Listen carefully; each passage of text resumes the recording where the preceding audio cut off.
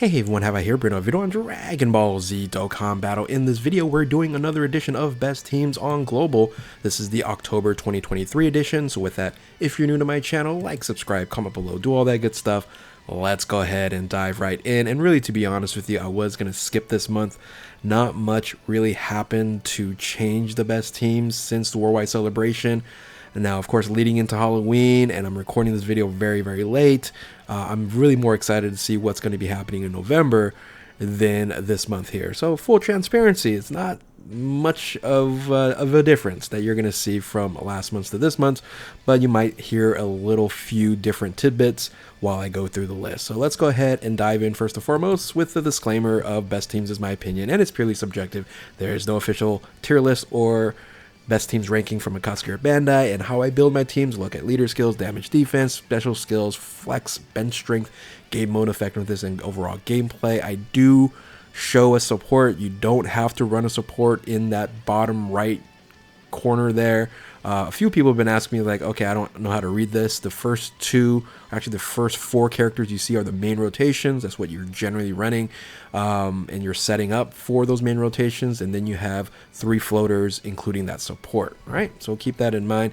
And when I look at game mode effectiveness, this is something that I think many people look at, but how I deem to kind of look at making sure you guys are running, ranking the difficulties when it comes to the games. But I look at everything across the game, not just the Ultimate Red Zone Dismal Future, which has been, really dubbed the hardest level or hardest stages in the game right now, along with the Divine Wrath and Mortal Will, along with, of course, Cell Max. And then we have the rest of the red zones, but this isn't like the best red zone list. This is still best overall. I still take into consideration Super Battle Roads, Extreme Super Battle Roads, and the other game modes as well.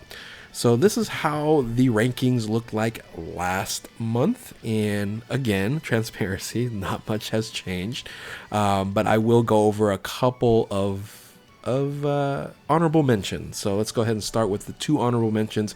First and foremost, let's talk movie bosses. Actually kind of got a first position upgrade on here. You can run Almond and Raisin. They're not going to link very well, but it can fill in that spot if you don't have like a LR Janemba, because LR Janemba was actually filling the spot for the time being. So you do have another option to run first position on this team. But of course, when you're running super hard end game, it's tough for this team to maintain and to survive unless you use items. Items is going to be fine here because Cooler does hit extremely hard, but it's a lot of RNG for him to survive normal attacks, right? So, if he only does a couple super attacks, he might not have enough defense to go ahead and deal with the crazy amount of damage in Dismal Future. Some of the other red zones he can definitely manage, but ultimately, again, you do have this extra unit that you can run. I probably prefer Janemba here, but I just wanted to show that you can run Raisin and Almond, and no physical Turles is not even on a alt on here. So let's go ahead and move on to the next honorable mention, and that's Turtle School. Of course, we have Grayskull Goku making its appearance, and he's just an alt. He's probably not going to be running on this team either, due to the fact that your main rotations is going to be running with Kai Goku, and Kai Goku is way better than the Turles Goku there. And anyway, he's on an alt. He should be like way down here as an option. I just put him on here because I don't know, just because it's just recency bias, I guess. So those are the two honorable mentions. I did go over more honorable mentions in last month's video, so go ahead and check that out if you're looking to see what didn't make the list. So going into the top 10 here again, I'll just reiterate what I did last month here. Coming in number 10 is Movie Heroes, not because they are like the best standalone team, but combined with the three different movie hero units that you can run as leaders, that's what makes this the top 10 or right at the number 10 spot. I could easily just change this and say, okay, it's going to be Turtle School, but again, it's just with a little bit of versatility and leader skill flexibility with the Joint Forces movie heroes here, with the Power Beyond Super Saiyan team, and Gamma 1, not Gamma 2, but primarily Gamma 1 with his defensive boost. They're all amazing teams to run. You can complete a lot of different stages fairly easily. but like the top tier stages you might have some difficulty. But coming in at number 10 is Movie Heroes with Movie Heroes Join Forces, Movie Heroes Power Beyond Super Saiyan, and Movie Heroes Artificial Life Forms with Gamma 1. All right, moving into the number 9 spot is Battle of Wits. I think this is a very underrated team that you can run here because you're getting an additional 50% to defense because of the support that you do have from LR Go Crew. It makes this team incredibly strong in certain stages, right? You have that 200% Piccolo rotation, but with the additional 50% defense and boost, you know, a unit like LR Vegito Blue is somebody who is lacking a little bit. They're, you know, in first position, they're looking for that dodge mechanic, but having those extra boosts in defense will make this a lot smoother to run on high difficult stages. On medium, you know, red zone stages, this team can, you know, run through it no problem, and you do have a lot of floating options that you can actually use in addition to some of the floaters that you see here. So coming in number 9, Battle of Wits, 200% with LR Go Crew. Let's go ahead and move on to the number 8 spot. For some apparent reason, I have people telling me this is not a good team. Very few are, but I do have some messages. They go, why did you put Bond of Master and Disciple at number 8? Are you kidding me? It's kind of a no-brainer that it's a top 10 team because of all the different options that it has. Plus, you have one of the best support units that you can run on here with EZA Future Gohan, Transformation Future Gohan, and you have that Piccolo rotation, and Piccolo also provides a level of support, Strength Piccolo that is, and guess what? His unit super attack for LR Dragon Ball Z Gohan, it all works out, right? So again, I think this is a very, very good team. And if you want to play like just, you know, not like a super hard event and you just want to have fun, you can bring in a Beerus rotation. You can bring in a full Piccolo team if you like. Maybe not a full one, but you know, a majority Piccolo team you like. There are a lot of options you can run on this team here. So given that, Bond of Master Disciple for me is a very, very strong team, very fun team. You know, you could operate it in this sense as well if you want to switch it up and actually have Piccolo as a Strength Piccolo as the support unit, and you're gonna have Gohan link up very well with Future Gohan.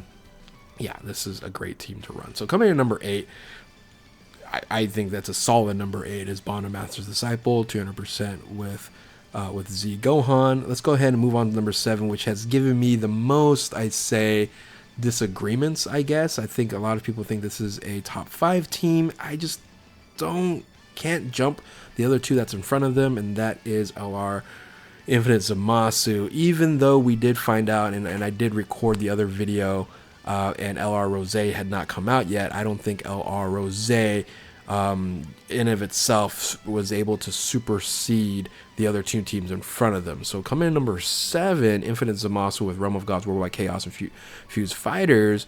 Yes, it does have the Extreme Class, 150% for all Extreme Class, but as we all know, Extreme Class isn't a top tier class. The Super Class is really what has all the top tier units, and that's just how the game is. So it's disappointing. But still, this is an incredibly fun team, a very strong, if I was thinking standalone team, this might be in the top 5 when it comes to just standalone. But I think when it comes to the overall of everything, right, it is an extreme class team that you're running, and majority of red zone, unfortunately, is extreme class units. So it doesn't have that advantage that if you were running a super class. So anyway, you did have a little option slot. Yeah, I did put Almond and Raisin. I think Almond and Raisin is the best unit that you're able to pick up from October out of everything that you can have. So, or at least the most valuable out of the new units. So, but coming in at number 7 is going to be Infinite Zamasu. Again, great team. I just couldn't see myself to jump the next 2 teams. And again, you can disagree or agree with me in the comment section below. But coming in at number 6 is Pure Saiyan's Hybrid Saiyans. So you can see why I have this team above, just because again, it's the flexibility of Pure Saiyans and Hybrid Saiyans, but you know, also the it's running more super class units, right? That has more options to run on the team. Now, I did put Turles and I did put Goku on here. The new Int Goku. No, I will just readily right now just go ahead and remove them because they're not alts for you guys to use. I just did show that, hey, they did get added onto this team, but you should not run them, right? So, but you do have an incredible amount of alts that you can run, right? You could just run Kai Goku on this team in a first position if you don't have the Gohan. You can even run World Tournament Goku. There's a lot of options you can run here. Now, yes, God Goku is kind of EZA, right? If you don't get those 6 orbs and you don't dodge, you're in big trouble. So there is a level of RNG there. That's why I still have him as a floater position. You have some of these other units, yes, a little bit of RNG with Vegeta Blue as well, but ultimately if you get by the first couple of stages, you're going to be just fine. You remember, you do have the 50% defensive boost using the Goku there. You do have a ton of support units that you can run on this team, just ridiculous amounts of support unit, and you have different combinations you can run as well. So coming in number 6 is the physical Dokkan Festival exclusive Godku, Pure Saiyans, Hybrid Saiyans with Power Wishes and Exploding Rage. Let's go ahead and move on to the number 5 spot. So this is the spot that a lot of people think Infinite Zamasu is going to take, but number 5 is Earthbred Fighters, and there's people that would tell me Earthbred Fighters is the number 1 team in the game. I can't say that I believe in that. Their synergy is very, very good. You are running majority of the top tier units in the game. No, you're not going to run the Int Goku here. I will again remove him from the alts here. You don't need to run him, but he is an option for some reason to run on this team. I wouldn't do it because you do have World Tournament Goku already, and you cannot link with the Turles Goku. But yes, you do have Piccolo, you do have Spirit Bomb GT, the 8-year anniversary Spirit Bomb GT unit. However, Bulma and the future Gohan is only running at 170. You do have a great support unit in Yajirobe. He's only running at 170 as well. But you can see the alts, man. Just some really strong, powerful alts here. And yeah, incredible team. That's why I have it in the number 5 spot. Makes a lot of sense. And then some people might even think it's better than the other 4 teams that I'm going to be talking about. Let's dive into the 4 teams. I think the next 4 teams can be there's an argument for each of the teams for it to be the number 1 team, right? So coming in number 4 is the superhero team with LR Piccolo. I still think a lot of people think LR Piccolo is still the best game or best unit in the game. It does have a broken mechanic in its transformation, right? We know that. I'm running a double support team right here. Very, very strong. But one of the reasons why it's still very, very high, I did combine it with the Gohan superhero team with Hybrid Saiyans. The Hybrid Saiyan team that you can run here is incredible. You only have 2 units here that is superheroes in Piccolo and in the LRGG, but the rest is Gohan. So this is almost a full Gohan team, and it's actually really, really fun to run. So, but ultimately, if you're going to be running the movie or the superheroes team, you're going to be running the LR Piccolo team here. And that's why they're still number 4. It's a broken mechanic. Understand that you might put them in number 1, but I have them in number 4 here. I think it's a good spot. Superheroes, Battle of Wits with Bottom Master Disciple, Miwa Heroes, and number 4, LR OP, LR Orange Piccolo. So coming in at the number 3 spot, I would say a lot of people thought this was going to be number 1 based off of how I rank my teams, because of the flexibility, but you were wrong. I have them in the 3rd spot, Battle of Fate, Future Saga, Power Beyond Super Saiyan, along with Realm of Gods and Time Travelers, with the Super Class 150, which is a broken mechanic within a leader skill with a 200% leader skill here. So hopefully we see more of these, right? But ultimately, it's running a lot of 170, right? The top tier units that you're seeing here, all 1, 2, 3, 4 of these are running at 170, so it's not even running at optimal 200%. You do have other options you can change up, like you can run it like this, but still a lot of these units are going to be at 170, and the flexibility just for me doesn't equate for them to jump the 2 or 3 spot. You can even argue that they're below LR Piccolo, right? Because it's such a stronger 200% team than possibly this team that you're able to run here. But all in all, once Vegeta Blue transforms, it's a crazy, crazy strong team, and still deserves him to be the top 5. But I have him in the top 3.